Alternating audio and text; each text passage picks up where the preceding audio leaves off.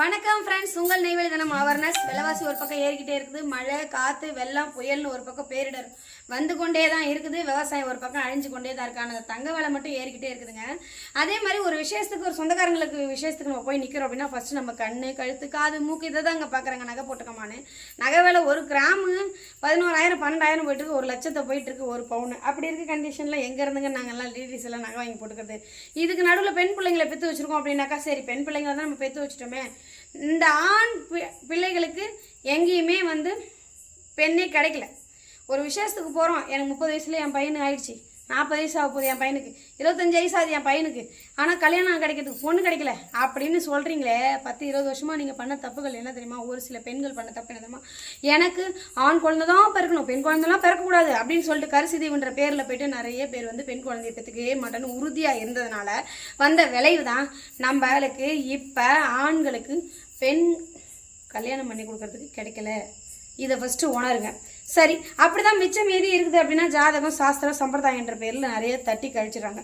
இதையும் தாண்டி ஒரு நல்ல மனசு உள்ளவங்க ஏதாவது நகை வேணாம்ப்பா, எனக்கு பொண்ணை கட்டி கொடுங்க, அந்த பொண்ணு வீட்டுக்கு வீட்டை பார்த்துக்கிட்டு என்னை சந்தோஷமாக பார்த்துட்டு, குடும்பத்தை பார்த்துட்டு, எங்கள் அப்பா அம்மா பார்த்துட்டு, 3 வேளை சாப்பாடு செஞ்சு கொடுத்துட்டு எங்கள் கூட சந்தோஷமாக இருந்து ஒத்துமையாக இருக்கணும் அப்படின்னு சொல்லி ஒரு வீட்லையாவது யாராவது எந்த ஆணாவது சொல்கிறீங்களா? வந்தாலே அவங்களை வேலைக்காரி மாதிரி யூஸ் பண்ணிக்கணும்னு ஆசைப்படுறீங்க.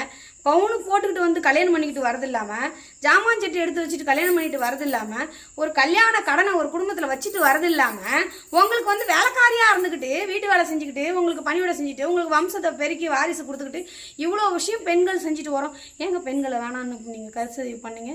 அதனால் வந்த விளைவு தான் இப்போ பெண்களே இல்லை. அதனால் ஆண்களுக்கு கல்யாணம் பண்ணி கொடுக்க பெண்களே கிடைக்கல. அதனால் இனிமேவாது பெண் சமுதாயத்துக்கிட்ட தாழ்மையாக உங்கள் நெய்வேலி தினம் அவேர்னஸ் கெஞ்சி கேட்டுக்கிறேன். பெண் குழந்தைய பெற்றுக்கிறீங்க அப்படின்னா நீங்கள் தாங்க கடவுள்.